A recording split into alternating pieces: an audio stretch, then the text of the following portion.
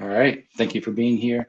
Writer, podcaster, entrepreneur, enterpriser, I like to say for that, coach, Marnie Dachis Marmet. Maybe it's Marnet. How do you Marmet. pronounce it? Marmet. Marmet. Okay. Dachis Marmet.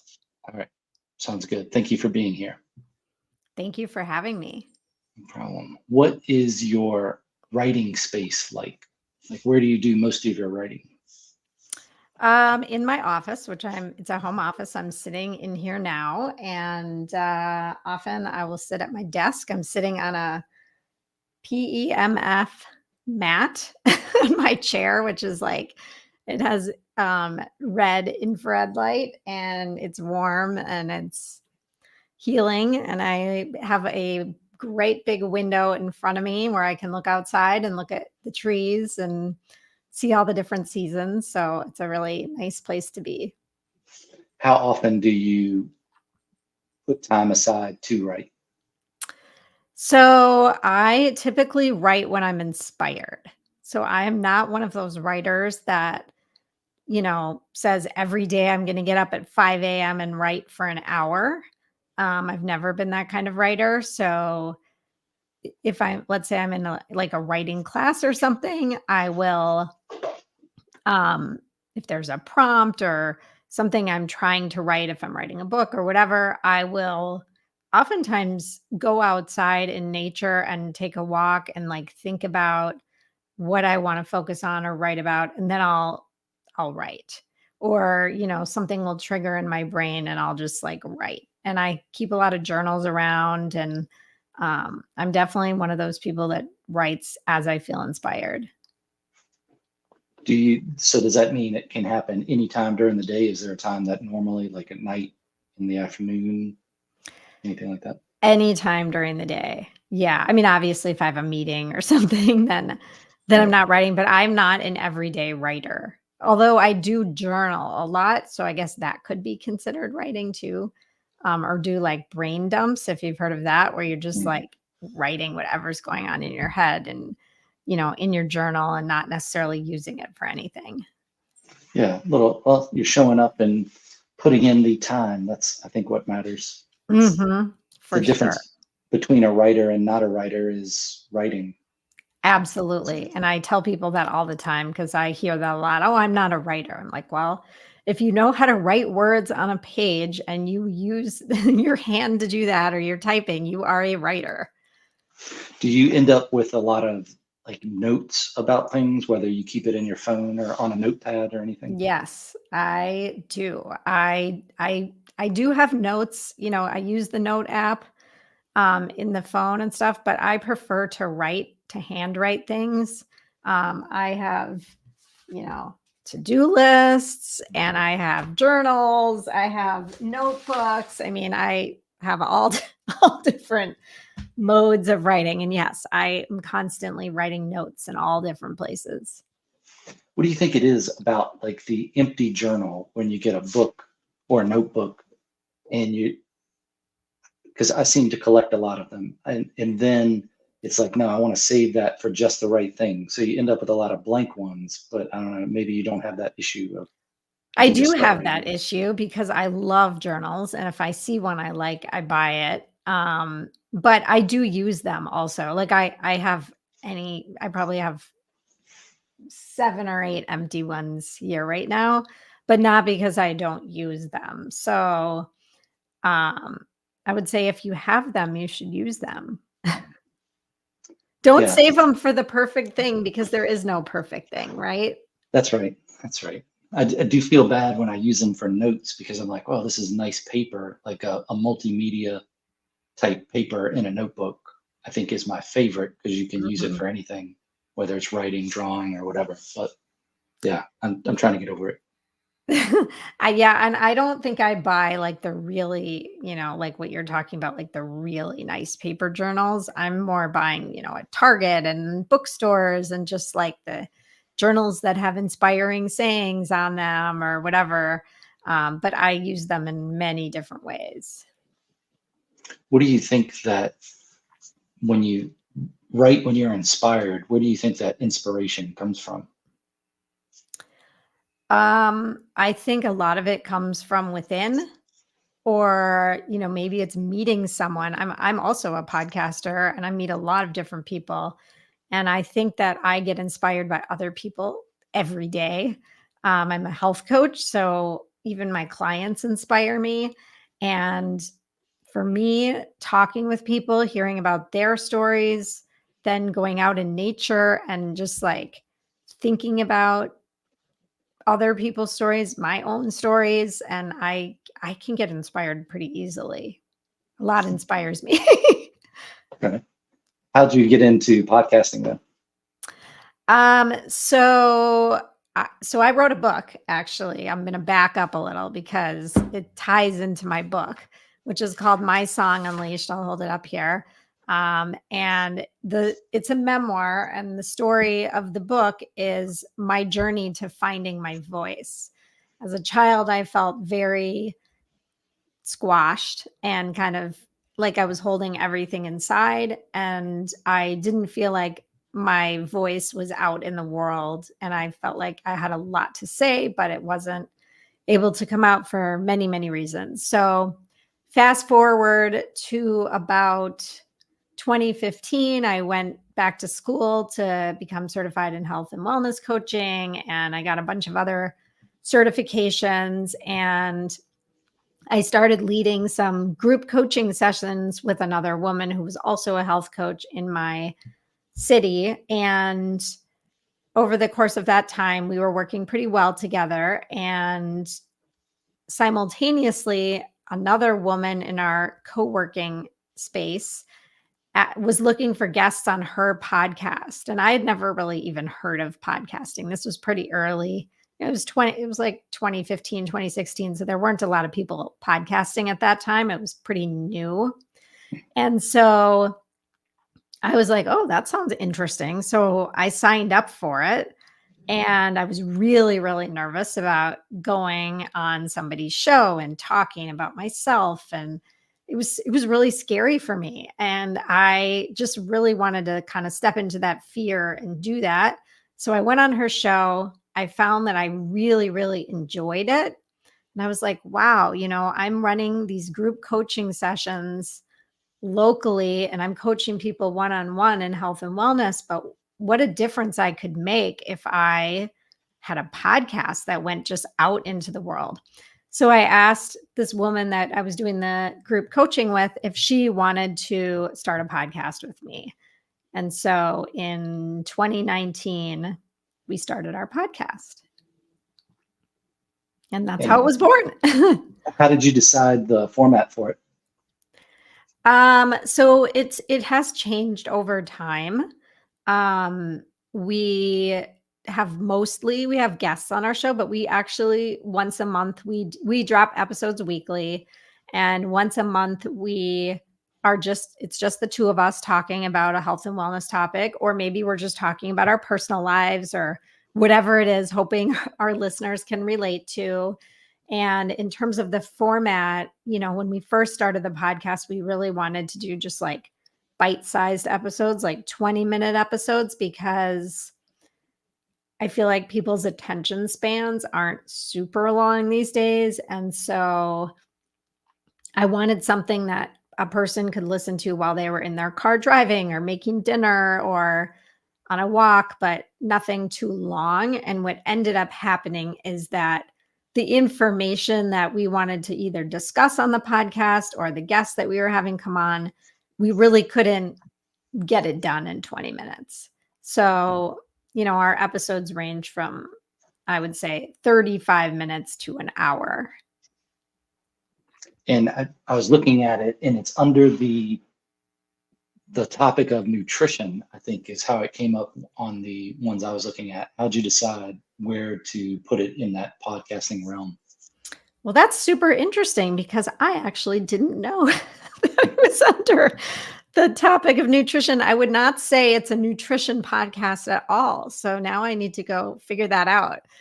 We do talk about nutrition on the podcast periodically, but it's really about, it's called the Art of Living Well podcast. And it's really about finding your art of living well, whatever that may mean to you. And we bring a lot of people on from all different realms of wellness. And so it could be mindset, and it could be nutrition, it could be movement, it could be motivation, it could be, some really unique supplements and modalities that you've never heard of. It could be breath work. So it's pretty robust. And yeah, I don't know why it's under Oh, nutrition. I need I to didn't look think it into was. that. I didn't think it was bad. It matched up from the things that I looked at, and then it branches out from other things too. But if Yeah, you're looking that's for the crowd, you're trying to yeah, find the people that would be most likely to listen to it. So right. did you listen to podcasts before, or do you listen to them now? And if so, what kind of podcasts do you listen to? I listen to a ton of podcasts. I love podcasts, and I would say that I am all over the board. So I listen to a lot of health and wellness people. I really like Drew. I don't know if I'm pronouncing his name right, but Drew Pruitt. I really like Chatterjee Rangan. Um, eh, I could go look on my little thing and give you a list. There's so many podcasts I like that I listen to. It's strange how uh, the thing they tell you with podcasting, or they tell you what you see about it when you start looking into podcasting, is consistency. And Yes. it's difficult to find somebody that will listen to it, but then once they have you set in their pattern of whether it's monthly, weekly, daily, then you don't want to lose that, so you got to be consistent. And Yep. I find myself going in and out of other podcasts that I listen to, and, and there's different formats. So you listen to the long, like a 3 hour long one or a 2 hour long one, and then there's some that have weekly. They let a few out, and then others that it's just a monthly or even the daily ones. And it's strange how you organize your life, and it's like it's taken place of TV shows for me. I didn't watch that much TV before, but now I don't watch any. I just listen to podcasts or watch podcasts. I like the idea of the video podcast because you can listen to it while you're doing stuff. But then if they say, look at this right here, or you just want to watch it for a second, you have it available. Is yours a video one? The site I've seen it on is just the audio. Yes, we are on YouTube. We've been on YouTube, I think, for about a year now. So Okay. initially, we were on YouTube audio only, and then we made the switch to video because, like you said, people like to watch, and especially, well, I think people in I'm in the United States. I think people in the US watch, but worldwide, I've noticed that we have a lot of YouTube watchers from other Mhm. countries. Yeah, Um, it's weird when you get that comment from Germany or a straight comment mhm. from India, and you're like, wow, this It's pretty cool to weird. see, like, all the countries that you have listeners in. Yeah, So do you drop episodes weekly? I do every Wednesday. Uh, Okay, so we're I try every to. Wednesday also.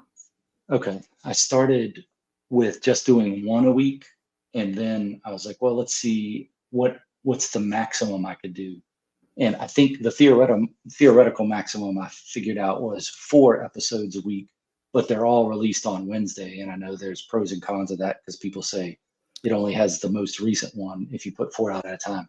But Yeah. I haven't released 4 on one Wednesday yet, but I have done 3, and that worked out okay. And then I do clips for each one 2 days after that. So there it fills up that Instagram, X, YouTube clip stuff for that week in there, between Wednesdays.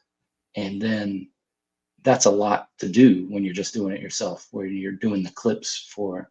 I started out doing one show a week and doing 6 clips for each show. And I was like, wow, that's a lot. It's going to be tough to do 3 shows a week and then do 6 clips for each show. So I started doing 2 for each show. And now recently, it seems like a lot of booking guests, and I'll talk to you about that in a minute, but booking guests is my number one stress of things is, am I going to have a show? Is it going to be consistent? Can I get at least one out? So then I thought, if I have three, I can have at least one if some get canceled. And then it got easier scheduling people because of the scheduling apps.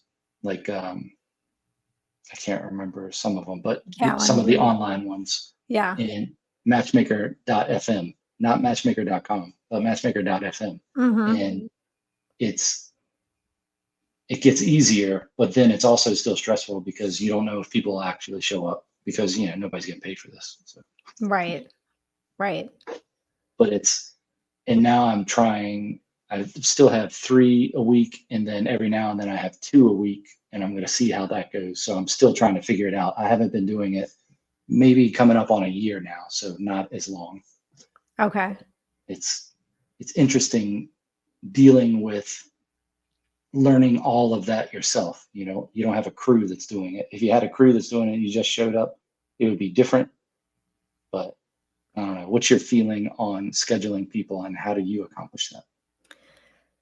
So I would say, there's two of us, first of all, and we did everything ourselves for the first 2.5, 3 years of our podcast, I would say, just so we knew how to do everything. Now we do have a paid editor who edits our show for us. And we actually have 2 interns that are in college marketing. They're in marketing, and we've been running this internship program for like almost 3 years now. And basically, we've set it up so that students can get like college credit. A lot of students need to do like an internship to get college credit. So it took a little setting up, but we have it down now, where we have students they're probably with us 6 months to a year, depending on, what their plans are. And it's an unpaid internship, but they're getting lots of experience, and we work pretty closely with them. And they do a lot of our social media marketing. They make our video clips. They do all of that for us. And that is extremely helpful because it is so time consuming. And this isn't my only job, and it's not my partner's only job. So I strongly recommend looking into something like that. Someone suggested that to us, and it's been amazing, actually. Yeah, that would be the biggest thing that I would, if you had the order of what you're going to get help with, the first thing would be doing the social media, because I like the idea of, when I talk to different people, then I follow them on their social media. So when I go on there to post things, I can see what they're doing and, do the likes and comments, and that's nice. You're building the community, and that takes a lot of time. You get lost in it you get on the gram for a minute, and then it turns into 30 minutes or an hour, and you're like, oh man, I haven't even posted this thing yet. So totally. yeah. And the other thing I would say, you asked about finding guests. So in the beginning, what we did is we made a huge list of all of the guests we wanted to have on our show. Now we had both been listening to podcasts for a pretty long time, so we had an extensive list. And I think a way to find guests is to find a show that you really like and look at who some of their guests are, right? So we made a big list. We had like people that were, dream guests. And then we had like guests that we were pretty sure would come on our show. And then we had guests that were maybe not as well known, but we still thought they were fabulous kind of guests. So we kind of put them in 3 different buckets. And we developed an email that, was like a reach out to guests. And we did that for sure for our first year. And what ended up happening is, as our show became more established, now we probably get 50 requests a week for people to come on our show. Wow. A lot of them are from PR firms. And so we have to, we still we're still constantly finding guests that we want on our show. Like, just because we're in the space, we're listening to a lot of people. So between that and then just sifting through the requests we get, it that's not an issue we have. It's more just like going through it all. Hmm. I think our show is currently blocked out through September, already slated with guests.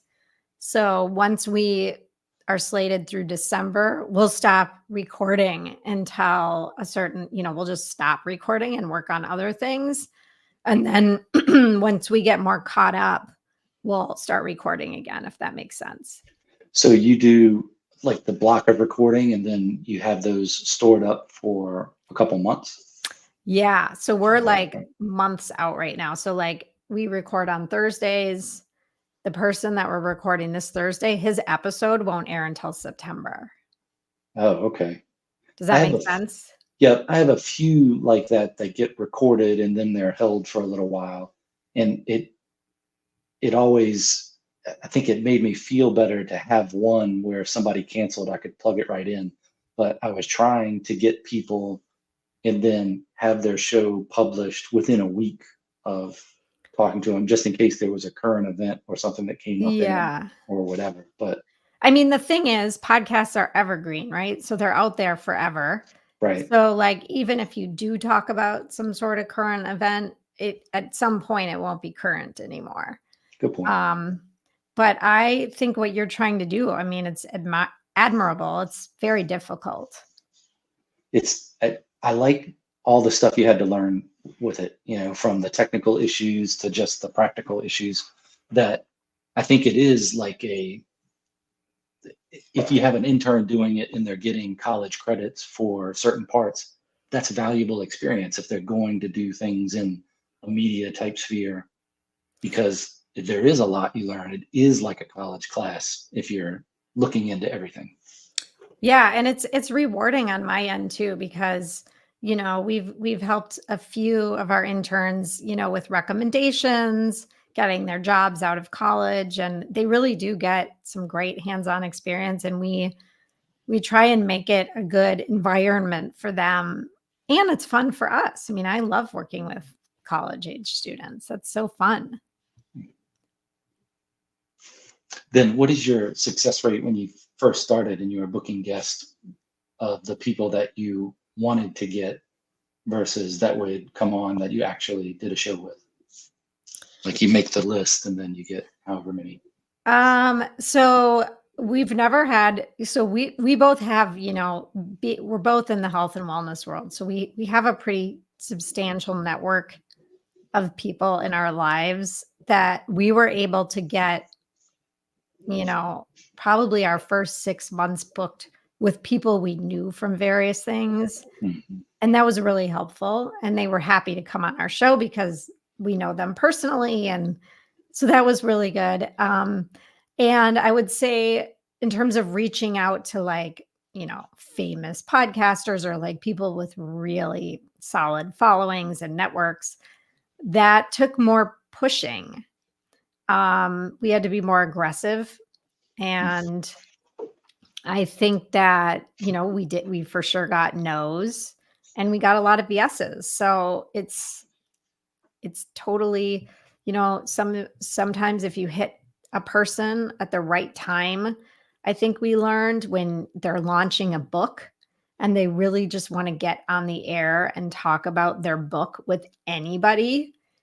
If you catch them at the right time and say, hey, send us a copy of your book and we'll have you on our podcast and we want to talk about your book with you. And obviously it's a topic that we want to talk about, right? We're not just Right, having a person on to have a person on.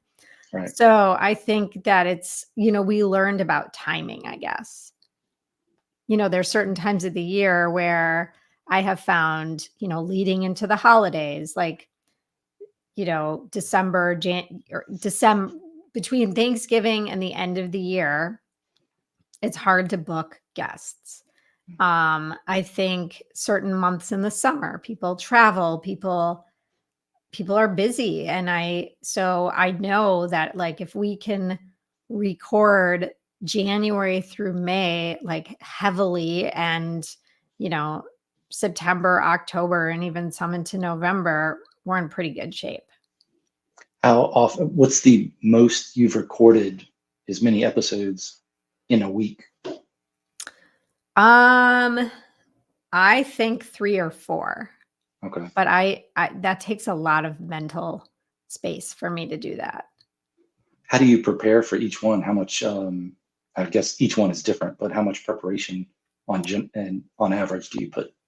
We do quite a bit of preparation. So I would say before someone even comes on our show, we vet them quite a bit in terms of like listening to them on another podcast. Maybe we're reading a book or skimming a book.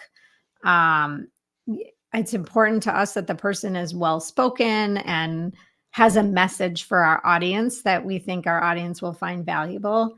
So we do that ahead of time, and then we also prepare an outline of questions. Now, oftentimes we like it to be very conversational, right? So we're not um, sticking to the outline necessarily, but it's a guide of things. Maybe there's a couple things we for sure want to ask the guests, and then it kind of blooms from there. So I would say that when someone is coming on our show, we know quite a bit about the person. We don't go into anything like not having a picture of who this person is. Yeah, that makes sense. I like the outline stuff too to keep it conversational, but you have it there in case you need it because you don't know anything to say, but or Yeah. or you can't think of anything right at that moment. But my main thing with the outlines are I read it over before I do the show, and then it's in my mind and I think about it and I visualize or I have a conversation with the person before I've even had a conversation with the person because I think, okay, if this is what I'm interested in talking about, which is why I would talk to somebody on a podcast, I wouldn't have somebody that I wasn't interested in talking to.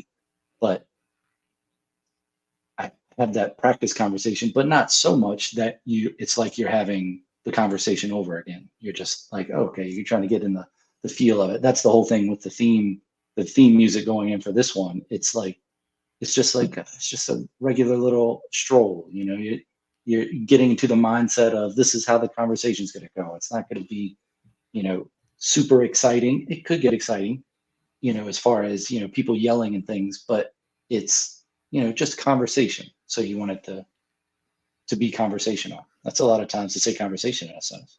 Well, and it's funny because the first time we recorded our podcast, we were both really, really nervous. And we did an introduction to who we were. So there was no guest. It was just me talking about myself and Stephanie talking about herself. And we literally read a script, like word for word. Yeah. And when I go back, we've kept the episode on the air because it's kind of fun to see like the progression, right, over time. Yeah. But when I go back and listen to that episode, I just like cringe. I'm like, oh my God, that sounds so terrible. But it's funny. Do It's you funny. listen? Do you listen to all the episodes, or there's Yes, just I not do. time? You do. I Wow. do Okay. because I listen. So we take turns before it goes to the editor. We have to listen to the episode to make sure. So, sometimes there's things that need to be edited out for various reasons, or sometimes the guest will make a mistake and stop and start again or whatever. And so when we flip flop episode weeks. So when it's my week, I'll listen to the episode ahead of time. I'll make notes. I'll record a formal introduction for the guest outside of the episode with their bio and a few things that I want to say about the episode. And then um, once the editor, we also have sponsors. So that needs to be dropped into the episode. And then once the episode is edited, I go back and verify that what needed to get done gets done. So I'm listening. If it's my week, I'm listening to it 2 times before it airs. And then I will listen to it once it's aired. If Wow. it's not my week, I just listen to it the one time that it's aired. Yeah. Wow. That's a whole new dimension of it. When I started and I was doing the one a week and I did the 6 clips, then I listened to it a lot more. And I think that's good because you get to see the things that you're like, oh, you don't want to do that. You don't say that, don't do that. Yep. And you just get better at talking, I guess. A speech Yes. class is worth it. But You're right. it's Like I discovered that I said the word amazing like 20 times or something It's in an amazing. episode. And I was like, Amazing. oh, I can't even believe how like that. So then I like went online and I Googled like other words for amazing, like, and I just I printed a list so that I would train myself to not just say amazing over and over again. Just check them off each time. Wow. How about that? Well, just because I Isn't mean, that something? it doesn't even sound, even if I'm truly was amazed, it doesn't sound genuine after a while, right? And that's even if it is genuine. When people say amazing, it always takes me back to boot camp because the drill instructors used to say if you said something or did something, they would go, amazing. So, Wow, that's yeah, podcasts a lot more work than I thought it would be. And every now and then I get that feeling of what am I doing? How do you keep yourself motivated to keep going? And have you thought about how the show would ever end? Or do you just not think about that? That's how I deal with it. I just go, okay, it'll end one day, but I'm not thinking about so I do think about it. So when I started this journey of podcasting, I was like, okay, 5 years. I'll do this for 5 years and then I'll reassess it. where I'm Okay. at.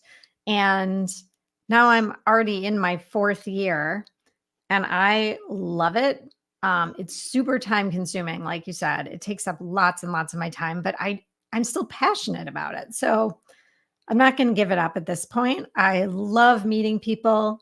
I think our guests are so cool. It's fun to go on other shows and meet people and learn how they're doing their shows. And so I'm not ready to make any changes at this point. Are we making tons of money doing this? No. Would it be nice to be? Yes, absolutely. But we're not losing money and I'm passionate about it. So at that point, I'm just going to stay on the course. All right, that's good. I think Joe Rogan said that he didn't realize his podcast would make money until after 7 years. And he's like, oh, it's a business. And Right. then that's how he started doing it. Yeah, I don't know. I haven't thought that far ahead. A 5 year plan, that's pretty good. But I think I just do probably 6 months because I schedule it out that far. Like Hmm. I have guests scheduled through September, but whether they show up or not, I don't know. So you try to keep track with them, send them emails every now and then and just say, looking forward to this. And then before you do the recording, and then sometimes you get where they just don't call and they don't show up. And that's depressing. It's more depressing than I thought it would be because you put all the time in to preparing for it. And then you're sitting there, and it's 15 minutes past the time to start. And you're like, oh, but I am just recording it. I haven't done one live yet. So I don't have that worry of it. So I have other people I could call that said, you have that group that say, if you ever need somebody on short notice, give me a call. So that's good. So I have less Hmm. stress about that. But I And we do, have people that don't show up too. It's uh, so frustrating.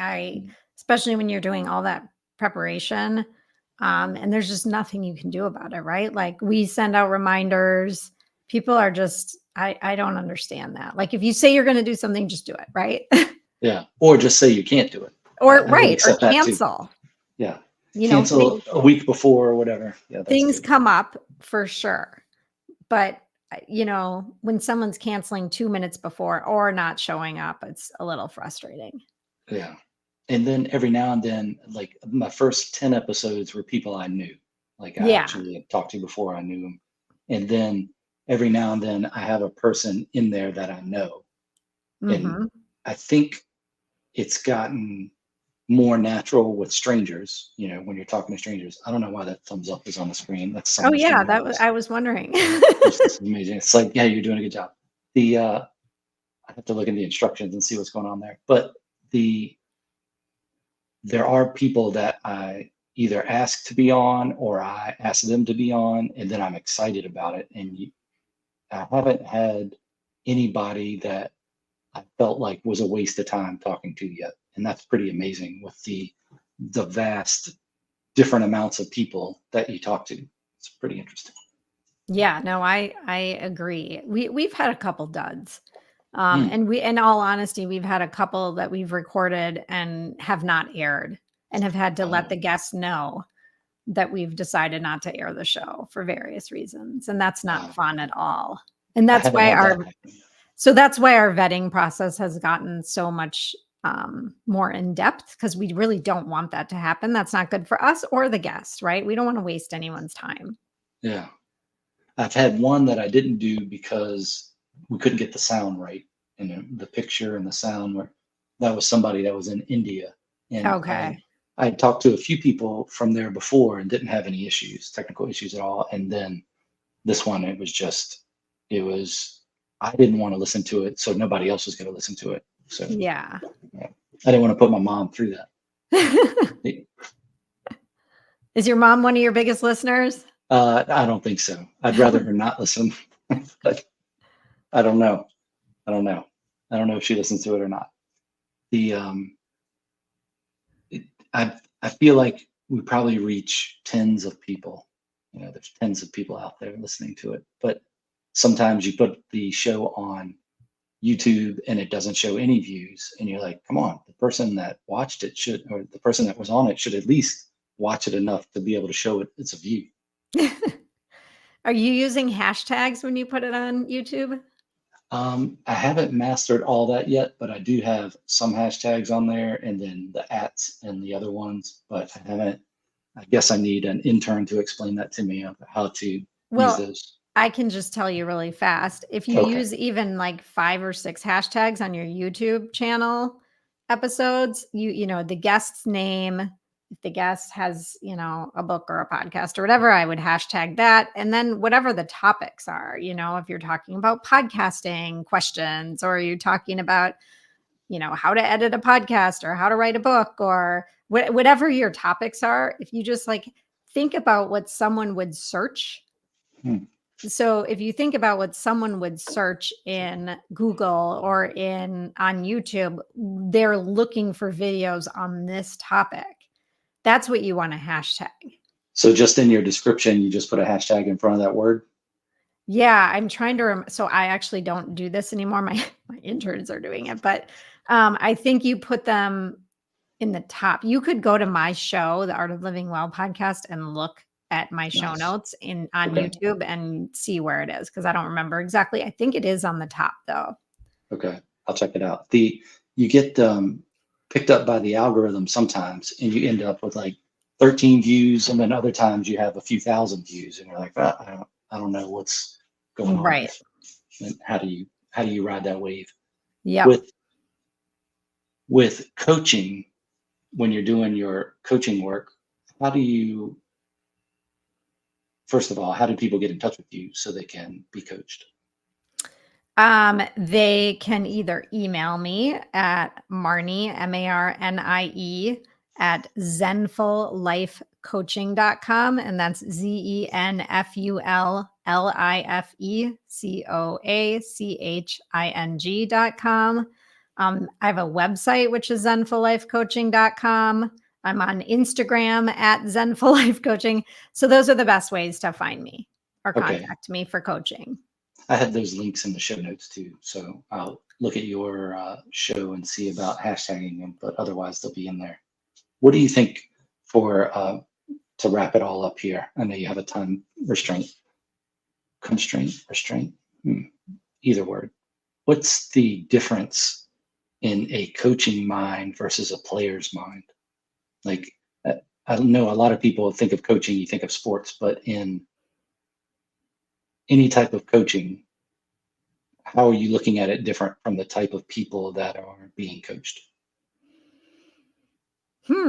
That is an interesting question that I've never been asked. So I think that as a coach, I am looking at helping clients or players, if you want to think about it that way, um, as I'm trying to ask them questions so that they can dig into their own soul, self, whatever you want to call it, and come up with the answers. So I'm guiding them, but really the answers are within everybody. Everybody has their own answers.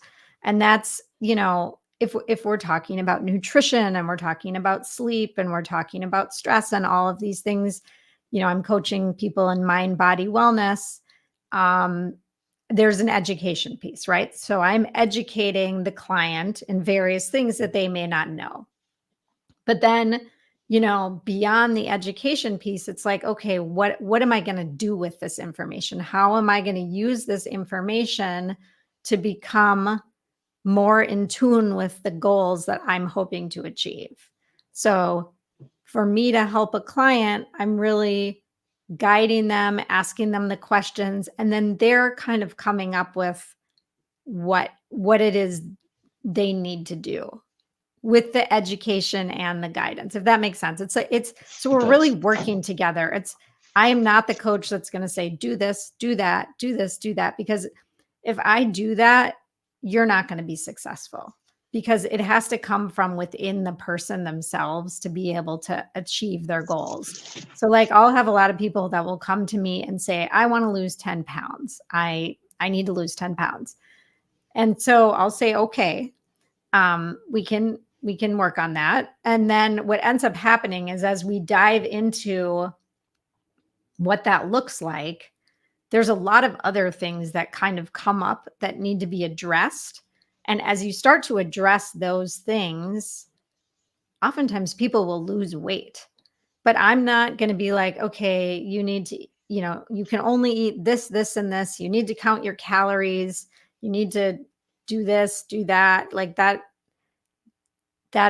for me is not an effective way of helping someone sustainably lose weight and keep it off and feel good about themselves. If that makes sense. Yeah. Yeah. Different for everybody. Different for everybody. And it's super important to know that, and know that it is very individualized. All right. Well, I have all your social links and your websites and things in the show notes, so people can go there and check those out if they would like. Thank you very much for your time and conversation today. We talked a lot about podcasting, and I appreciate it. I hope that's okay with you. Absolutely. The writing stuff is always interesting. I could talk about that a long time, just because I like writing so much. And then the coaching, or just getting better at life, that's good for everybody. Well, thank you But so much for having me on your show today. It's been a lot of fun. yeah, thank you. Any idea or any thoughts in closing, or things you wanted to talk about that we didn't? I would just say that if you are interested in reading my book, My Song Unleashed, I'll hold it up again. Okay. Here it is. It's a memoir about my journey to finding my voice and tuning into my authentic self. And I think that I'm getting a lot of really positive feedback from readers, and go check it out. All right, good. I think I have the link for that in the show notes as well, so people can go to there. Thank you very much for your time, and I'll talk to you on the other side of this musical exit.